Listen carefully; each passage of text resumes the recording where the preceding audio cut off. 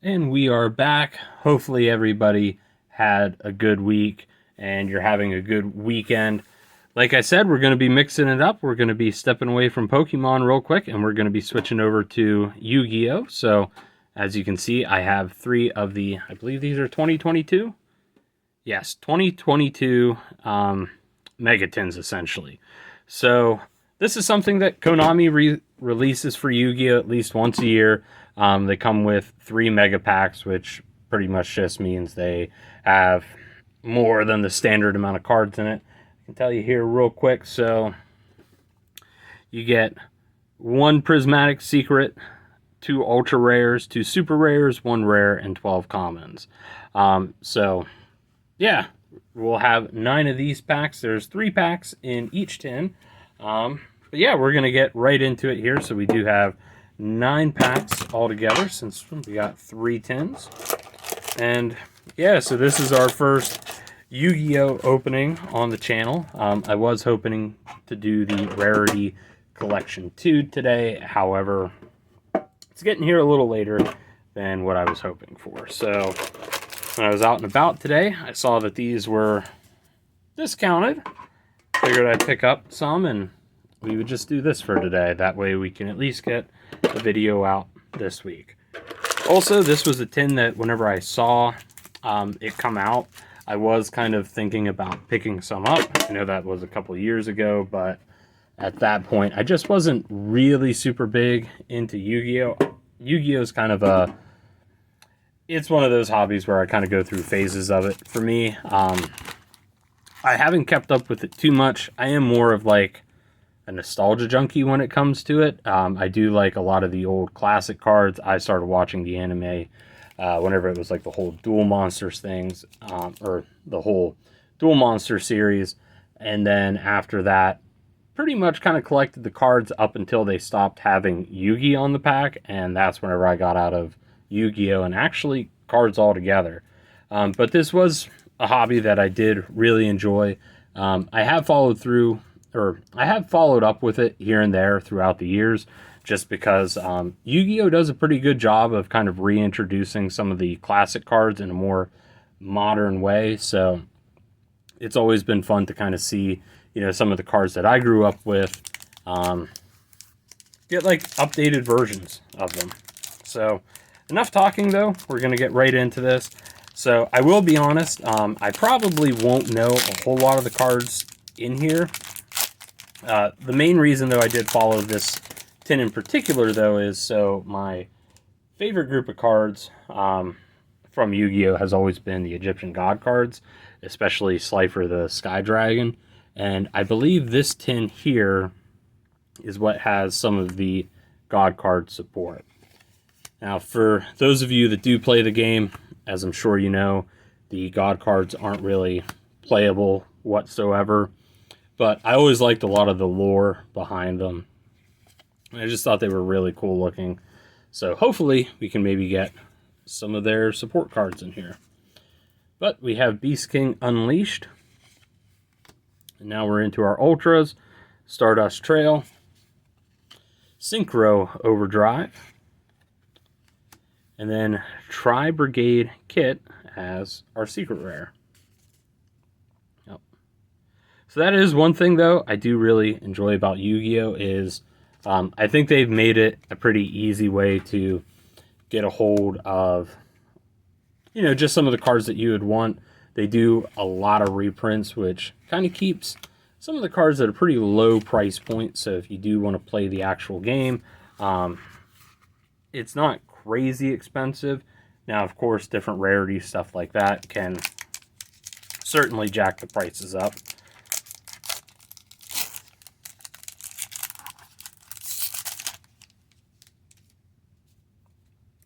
And we'll see this time if we can kind of count how many cards it takes to get to the rares, and we'll try to shift them to the back.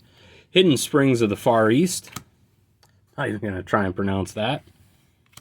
Beat Trooper Landing. U and AI. Arrow Pixa 3. So it looks like it's 6 cards, and then we come to our rare. Proof of Prulas. Ghost Sister and Spooky Dogwood. Ice Jade Tremora, AI Meet You, Pharaonic Guardian Sphinx. So that is a really, really cool looking card. Not sure how good it is, but I will be honest, that was my big draw for the original Yu-Gi-Oh anime. Was I was always fascinated by ancient Egypt, and having like a card game that was kind of themed around that, a little bit darker, it always caught my attention. And then we have Diviner of the Heralds. And then more common, so Undaunted Bumpkin Beast, Armed Dragon Thunderbolt, Trickstar Festival, One Curry Way, Signet Cascade, and Night Sword Serpent. So if anybody is a fan of Yu-Gi-Oh! And has kind of kept up with it, if you don't mind just leaving down in the comments if there are any big hits that we get out of here, feel free to let me know. Because really all I'm kind of looking for in that are for the cards that I already know. So we're gonna, so it'd be 6. Sorry, I was trying to do that off camera there. But we have Ice Jade Tinola, Add the Beatum of Despera, Expendable Die, Meowsilic, Sacred Tree Beast, Hypertron, Fabled Treason, Gunkin Suship Ikura. Probably butchering a lot of these names, but I will say though that is kind of one of the things is Yu-Gi-Oh has kept up with some very interesting cards and different archetypes. I know, like I said, when I really was big into it, there were kind of some darker themes to it, but it is kind of cool to see them do some more lighthearted stuff. Book of Lunar Eclipse. So let's see. Okay, so I think that's pretty close to, yeah. So it looks like that's just kind of an upgraded version of Book of Moon, maybe. Which, for those of you that are curious, Pharaonic Guardian was always my favorite set out of Yu-Gi-Oh! Just because a lot of the Gravekeeper's cards. Okay, and so there's kind of an updated one. Mimicking Maneater Bug. Dark Infant Nightster. And Brand Opening.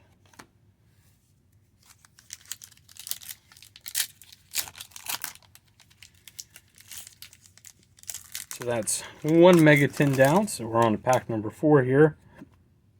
So I believe it was 1, 2, 3, 4, 5, 6. And then so 1 rare, 2 supers.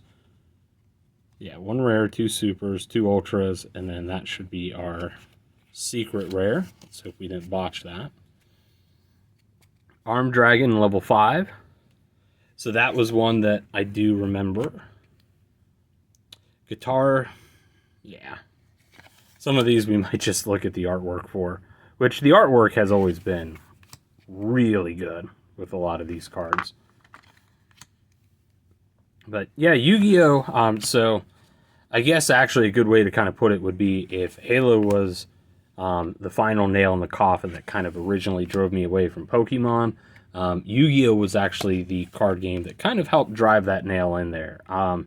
So even though I did collect a lot of Pokemon cards, up until like the Ruby Sapphire era, and even I did transition more over to playing the games at that point.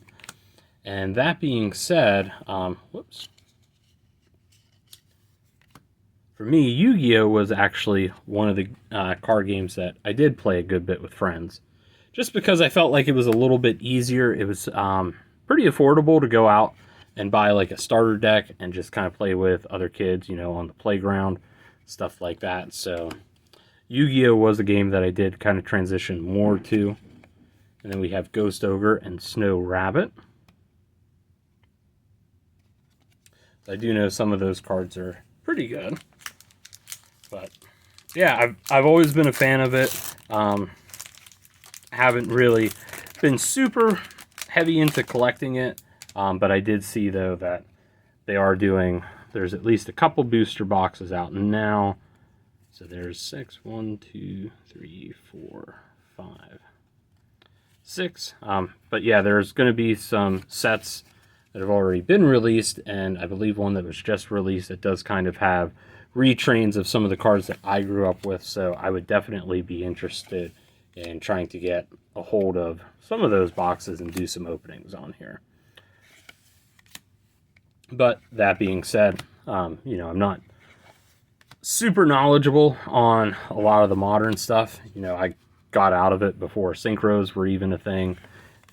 You know, and since then we've added synchros, XYZ, pendulum, and then of course the link monsters.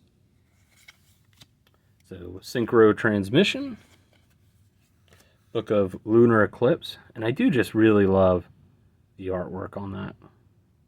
Just having some Egyptian stuff going on there. Ghost Sister and Spooky Dogwood. I do know that Ash Blossom is kind of the best one out of that. Dark Ruler No More.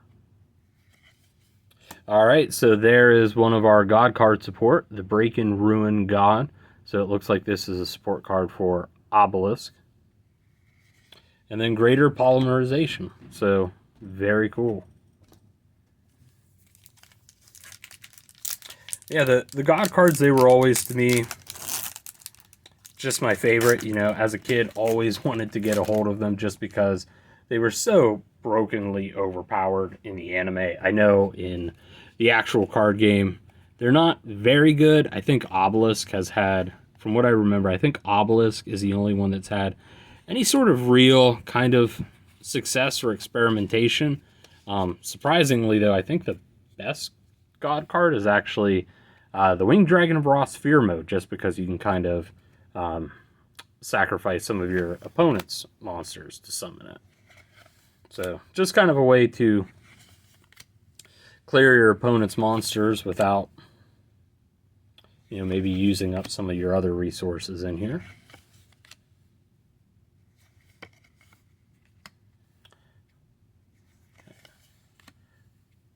Yeah, so again, just a lot of these artworks here and that, I do think they are really, really good.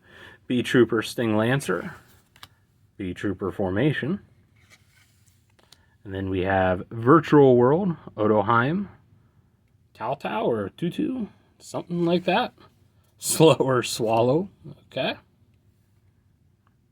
That one there, he must got a little bit of the old brain damage. Sunvine Crossbreed. There we go, some Slifer support. The Revived Sky God.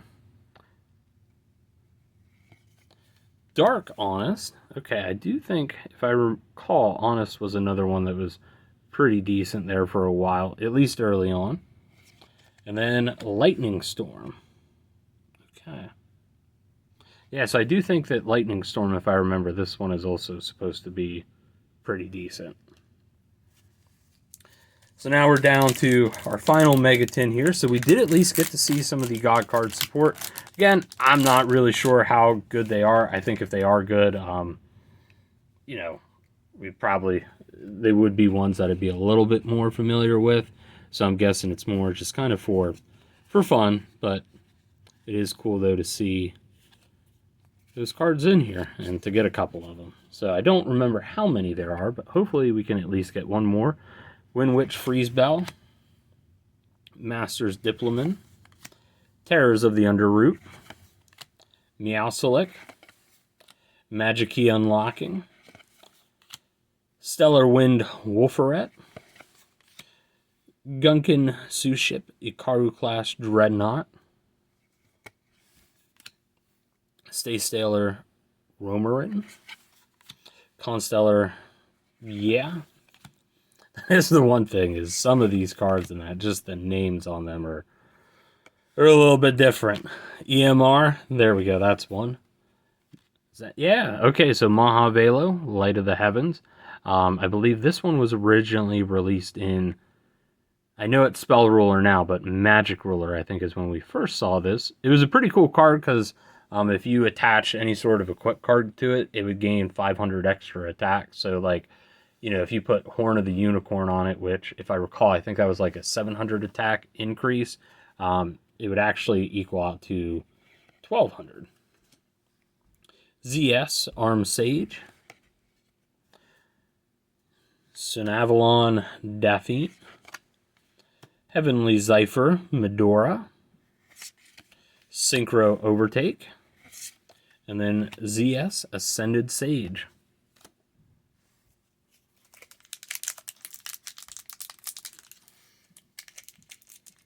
So we are coming down now to the last 2 packs here, so if you're enjoying this opening, if you could, please make sure to hit that like, comment, and subscribe, all that fun little stuff.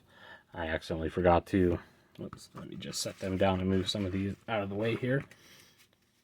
I did, though, forget to do a little card trick to get everything to the back. We'll do that, though, for the final pack. So, Magic Key, Mech Mortar, Gares Glasser, Tri-Brigade Rendezvous. Yeah, just some of these and that do have some pretty wicked names to them. Rocket Caliber, Fairy Archer Ingunner. And then we have, let's see here. Something Flood, yeah. Fluwanda Freeze and the Unexplored Winds. Another book of Lunar Eclipse. Okay, we got another God card support. We already have this one, the Breaking Ruin God. Stardust Synchron. Pot of Prosperity. Okay, so a lot of the pot cards I do recall are pretty good. I don't think, though, that the ones in here really hold any value, but yeah, anything in Yu-Gi-Oh! That allows you to draw stuff is usually pretty good and normally comes at a steep price. So, from what and then we do have another Gunkin Sue Ship card there.